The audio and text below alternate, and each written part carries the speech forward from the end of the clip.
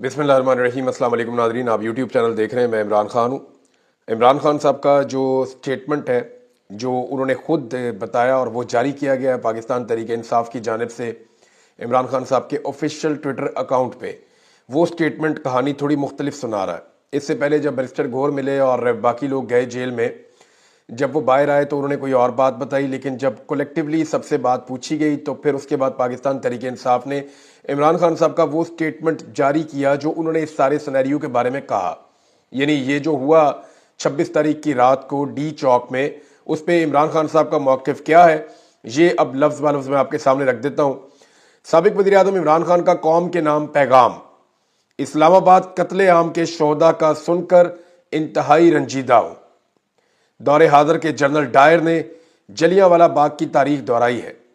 इन शहरियों का खूने नाहक ज़ाया नहीं जाएगा और हम इन शोहदा का केस अक़वाम मुत्तहिदा समेत हर फोरम तक लेकर जाएंगे। हकीकी आज़ादी की तहरीक उन हथकंडों से रुकने वाली नहीं है। ना मैं पीछे हटूंगा, ना पाकिस्तानी कौम पीछे हटेगी। अगर हमने आज हार मान ली तो पाकिस्तानी कौम का कोई मुस्तकबिल नहीं होगा। पुरअमन एहतजाज हर पाकिस्तानी का बुनियादी हक है और वो पाकिस्तान में कहीं भी किया जा सकता है।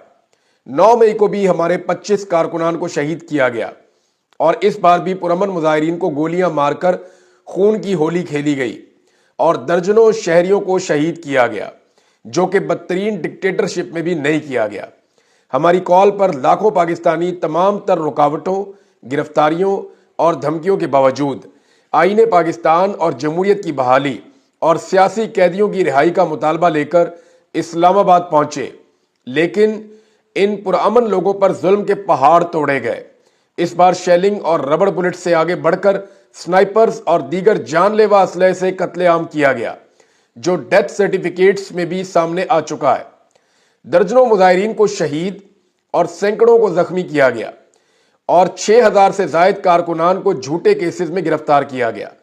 मैं सुप्रीम कोर्ट से मुतालबा करता हूं कि गैर जानिबदार जुडिशल कमीशन बनाकर इस कत्लेआम की तहकीकात करवाई जाए और कत्लेआम का हुक्म देने वाले और इसमें मुलव्विस अनासर को सख्त तरीन सजाएं दी जाएं।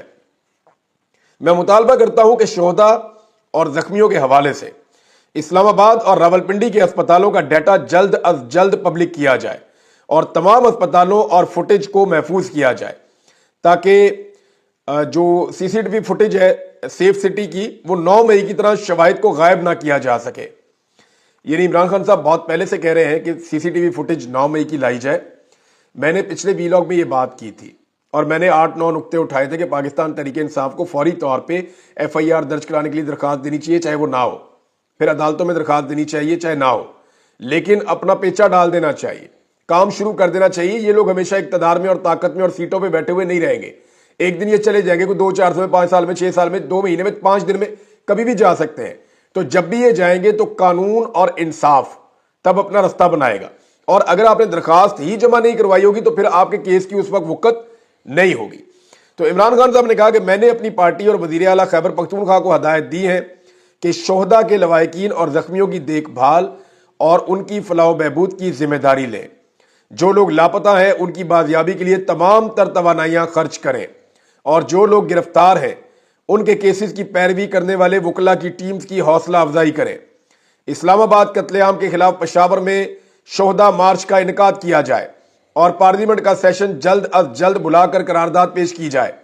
ओवरसीज पाकिस्तानी दुनिया भर में इस कत्लेआम के खिलाफ आवाज उठाएं और पाकिस्तान में जारी जुल्म और बर्बरियत के हवाले से पूरी दुनिया में आगाही मुहिम चलाएं।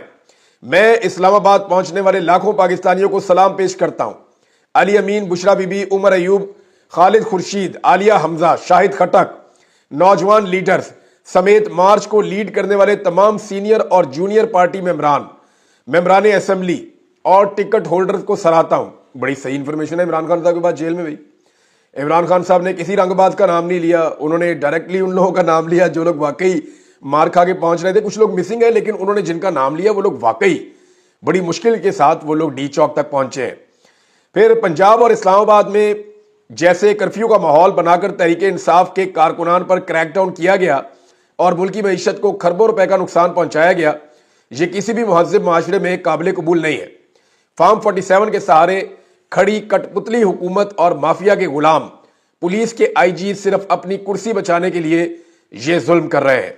تحریک انصاف کے کارکنان متحد اور منظم ہو کر ملک پر مسلط مافیا کے خلاف اپنی حقیقی آزادی کی جدوجہد کے اگلے مرحلے کی تیاری کریں۔ لیکن عمران خان نہیں ٹلتے، نہ عمران خان پیچھے ہٹتا ہے، عمران خان پھر ڈٹ گیا ہے۔ دیکھیں یہ جو 26 تاریخ کو ہوا یہ کرنا آسان تھا۔ یہ لوگ جب کہہ رہے تھے نا کہ ہم گولی چلا دیں گے، یہ کر دیں گے، میں سوچ رہا تھا چلا ہی نہیں سکتے، کیونکہ ساری دنیا جانتی ہے گولی چلانا آسان ہے، اس کا بوجھ اٹھانا بہت مشکل ہے۔ یہ لوگ تو پرامن تھے، انہوں نے کیا بھی کچھ نہیں، یہ تو صرف چل کے ڈی چوک تک آ رہے تھے اور وہاں پہ کھڑے ہو کے احتجاج کر رہے تھے، اور انہوں نے کوئی ایک گولی نہیں چلائی، کوئی ایک ہتھیار نہیں اٹھایا۔ اب حکومت بیانیہ کیا بنائے گی، میں کچھ چیزیں آپ کے سامنے بھی رکھ دیتا ہوں۔ ایک تو یہ ہے کہ اسٹیبلشمنٹ حکومت کے اوپر ڈالے گی کہ حکومت نے کیا یہ سارا کچھ، اور حکومت اسٹیبلشمنٹ کے اوپر ڈال رہی ہے کہ نہیں یہ اسٹیبلشمنٹ کیا سارا کچھ۔ میں آپ کو بتاتا ہوں کیسے۔ شہباز شریف صاحب نے آرمی چیف کی تعریف کی ہے باقاعدہ بیان دیتے ہوئے، اور انہوں نے کہا جی آرمی چیف نے یہ سارا کچھ کر کے دیا، اور یہ جو نمٹا ہے سارا معاملہ یہ آرمی چیف کی حکمت عملی سے نمٹا ہے، ان کی وجہ سے یہ سارا معاملہ ہوا ہے۔ تو انہوں نے شہباز شریف صاحب نے اسٹیٹ اوے یہ کہا کہ یہ جو کچھ بھی ہم نے کیا ہم تو یہ کر نہیں سکتے، تو یہ آرمی چیف نے ہمیں کر کے دیا یا ملٹری نے ہمیں کر کے دیا۔ انہوں نے فوج کی تعریف کی، تو شہباز شریف صاحب نے اٹھا کے اگر قتل عام کل کو ڈلنا ہے کسی کے کھاتے تو انہوں نے کہنا جی میں نے تو سٹیٹمنٹ پہلے دے دیا تھا کہ جناب یہ کیسے ہوا۔ پھر دوسری بات یہ ہے کہ یہاں پہ عطا تارڑ کا ایک سٹیٹمنٹ بھی ہے، اس کو بھی ہمیں یاد رکھنا پڑے گا۔ پھر ایک خواجہ آصف کا سٹیٹمنٹ ہے، پھر ایک محسن نقوی کا ہے، وہ سٹیٹمنٹ گولیاں چلانے کی دھمکیاں بھی دے رہا ہے۔ پھر اس سے پہلے میڈیا کے اوپر خبریں چلائی گئی کہ شوٹ ٹو کل کا آرڈر ہو گیا کہ جناب جو بندہ نظر آئے اور بات نہ بنے اس کو گولی مار دی جائے۔ اب یہ معاملہ بھی جناب ایک بڑا کلیئرٹی کے ساتھ سامنے موجود ہے۔ کچھ صحافیوں کے ٹویٹس ہیں اور وہ ببانگے دہل وہ صحافی کیا کہہ رہے تھے، ذرا یہ باتیں آپ ان کی بھی سن لیں۔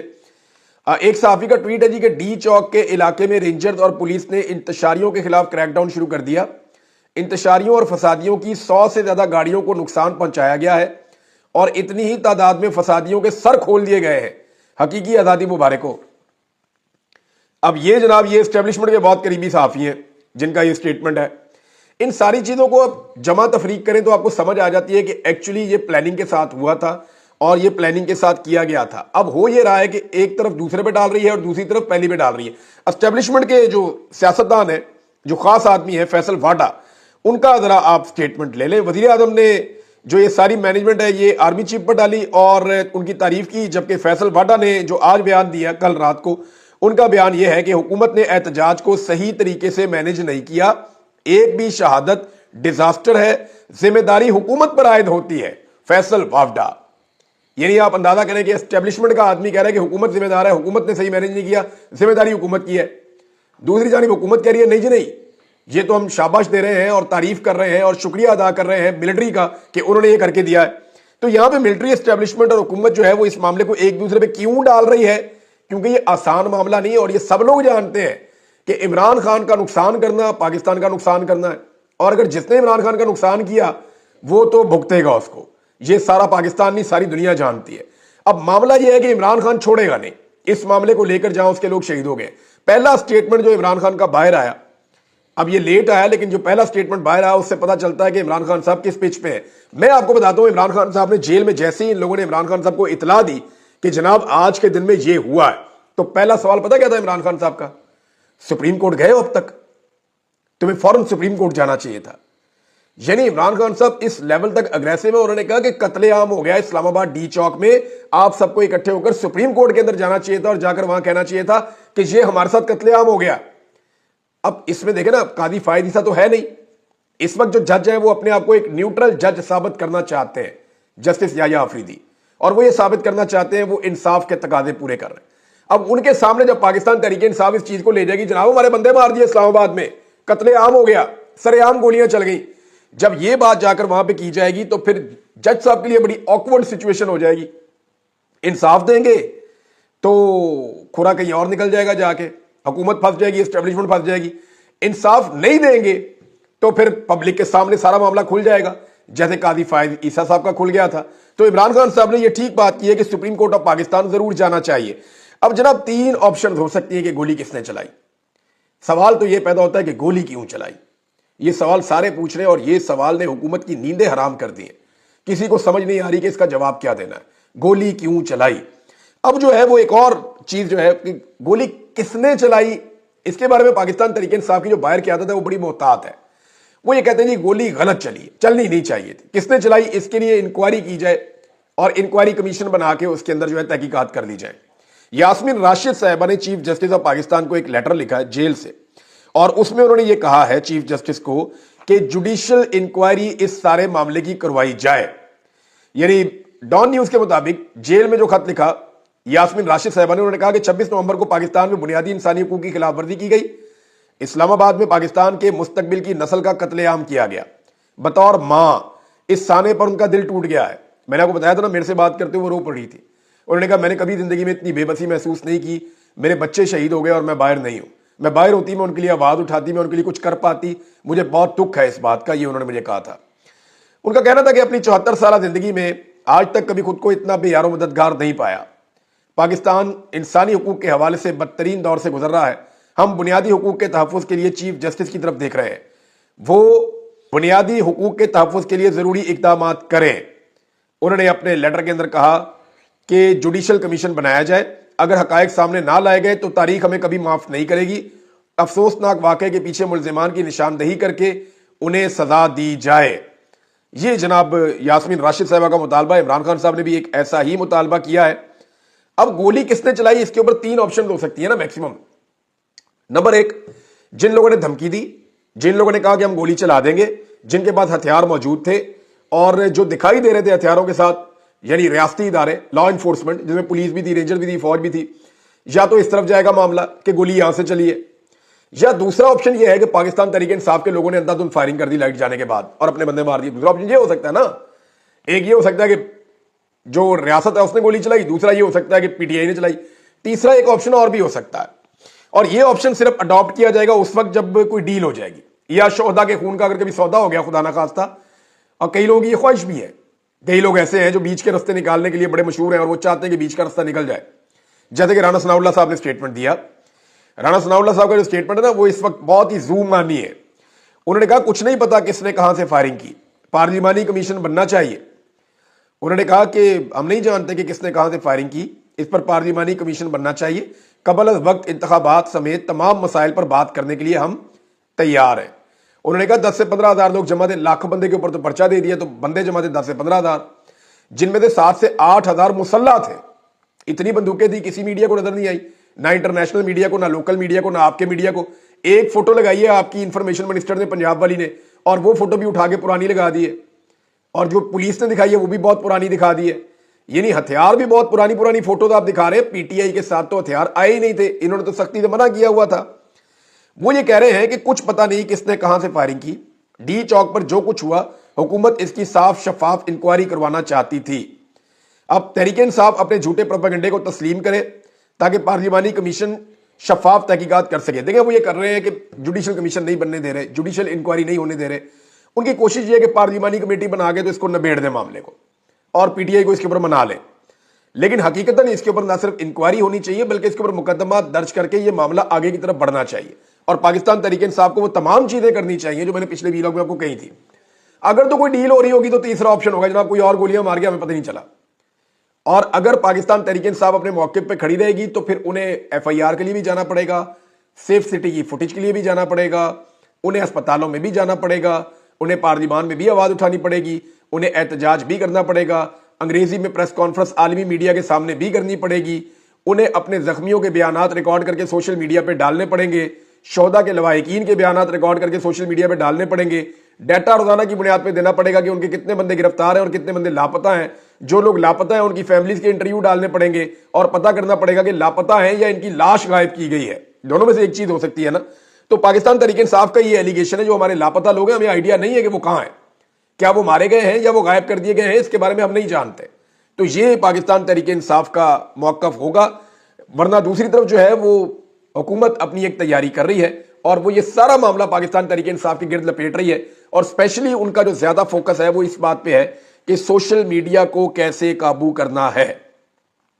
ایک اور آواز پاکستان تحریک انصاف کے اندر سے اٹھ رہی ہے، باہر سے بھی اٹھ رہی ہے، صحافی بھی یہ بات کر رہے ہیں کہ عمران خان صاحب بانی چیئرمین ہے پارٹی کے، وہ جیل کے اندر ہے، ان کے اوپر پرچہ ہو گیا دوبارہ سے، یعنی ان کے اوپر مقدمات درج کر لیے گئے. لیکن جو پارٹی کا اس وقت کا چیئرمین ہے جو باہر ہے اس کے اوپر پرچہ درج نہیں ہوا. یعنی بیرسٹر گور صاحب کے اوپر پرچہ نہیں ہو رہا. پرچہ کس کے اوپر ہو رہا ہے؟ عمران خان صاحب کے اوپر ہو رہا ہے جو جیل کے اندر آلریڈی بند ہیں, جو باہر موجود ہی نہیں ہے. یہ سوال بہت سارے لوگ اٹھا رہے ہیں اور بار بار اٹھا رہے ہیں. مجھے ابھی ایک فون آیا, نثار صفدر جدون صاحب ہیں, یہ سابق ایم پی اے ہیں حویلیاں سے, پاکستان تحریک انصاف کے. ان کے جو بڑے بھائی ہیں وہ اس وقت ایم پی اے ہیں اور ان کا نام ہے افتخار احمد خان.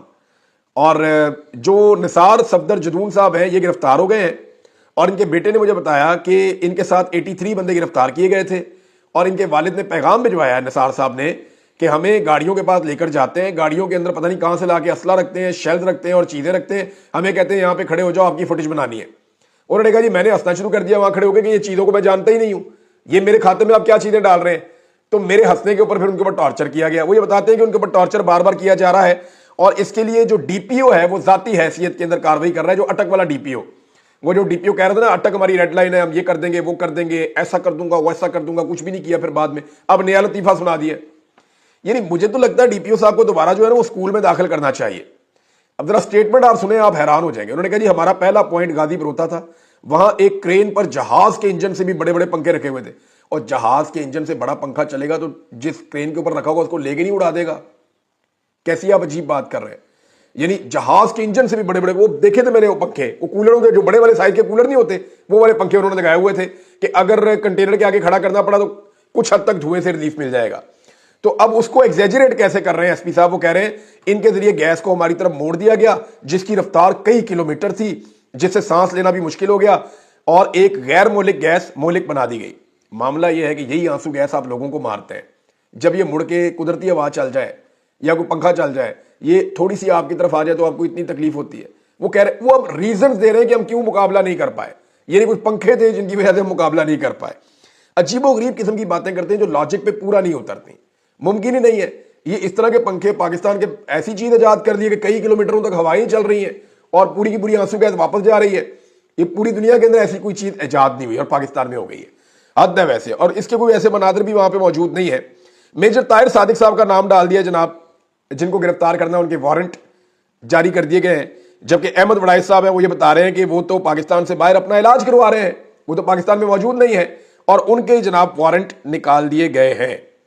ناظرین دو خبریں اور ہیں, اور یہ افسوسناک خبریں, کیونکہ حکومت جب سے یہ آئی ہے کوئی نہ کوئی یہ کاروائی کرتی رہتی ہے. اب اس حکومت نے جو ہے وہ یوٹیلیٹی سٹورز جہاں سے غریب لوگوں کو سستا سامان ملتا تھا ان کو بند کرنا شروع کر دیا ہے.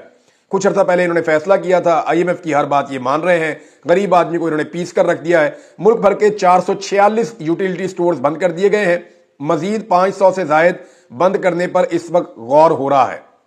یعنی یہ آپ اندازہ کر لیجئے, ڈان کے اوپر یہ خبر چھپی ہوئی ہے کہ 446 یوٹیلیٹی سٹور کو بند کر دیا گیا ہے, جبکہ مزید 500 سے زائد یوٹیلیٹی سٹورز جو ہے ان کو اب بند کرنے کا منصوبہ بنا دیا گیا ہے. غریبوں کو وہاں سے سستا کھانا نہیں ملے گا. ایک اور خبر ہے جی, اور وہ خبر ہے پاکستان میں منی بجٹ کے حوالے سے.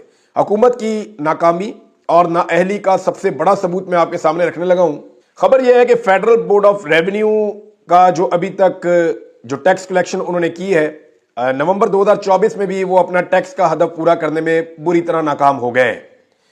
اور اس سے پہلے جو 5 مہینے کی پوری کارکردگی ہے اس کے دوران 344 ارب روپے کا شارٹ فال اب تک آ گیا ہے. یعنی جتنا